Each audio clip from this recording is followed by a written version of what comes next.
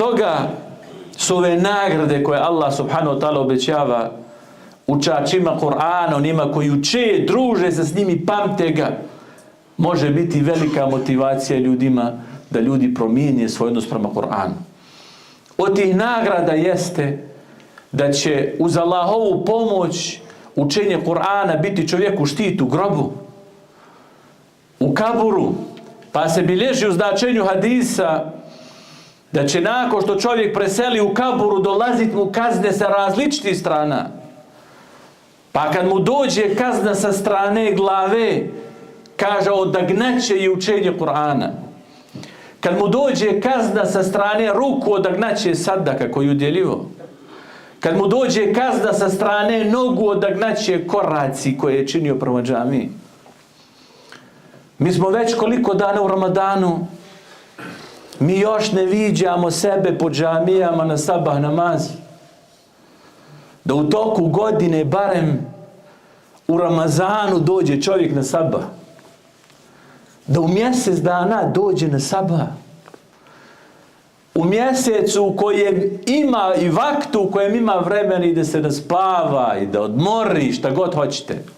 Ali nije pitanje može li da se naspava, nego je pitanje srca.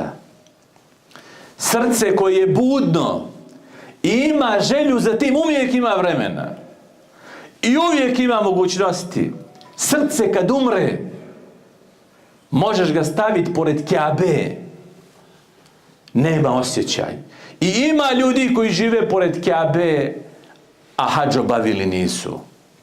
A pored Kjabe žive.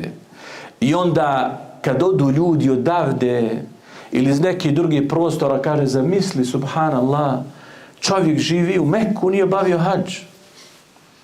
Dobro, pa ovaj živi pored džamije na nekom drugom mjestu, pa nikad u džamiju nije ušao. Kako to objasniti?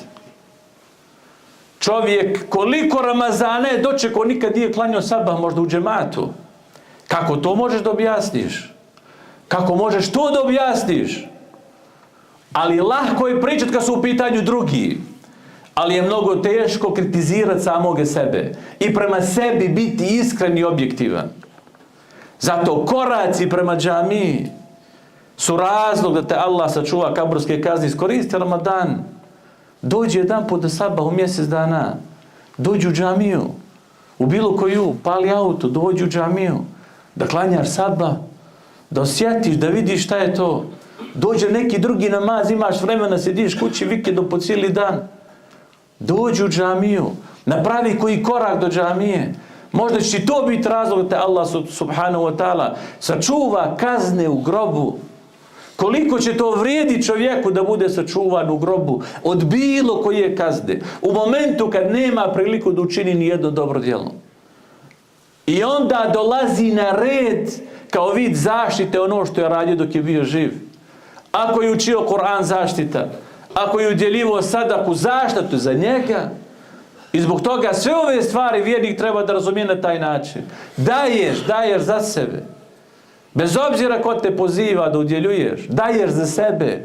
Ta sadaka koju ti daješ neće štititi onoga ko ti je tražio, nego tebe. U kaburu ti kad dođeš, ta sadaka koju si izdvajao za sebe u ime Allaha će tebi biti zaštita. Pa se ta korist vraća tebi. Taj Kur'an koji učiš vraća se tebi. Te korake koje činiš prema džamiji, ta korist se vraća tebi. Zbog toga je ovo velika nagrada od Allaha za učača Kur'ana u kaburu.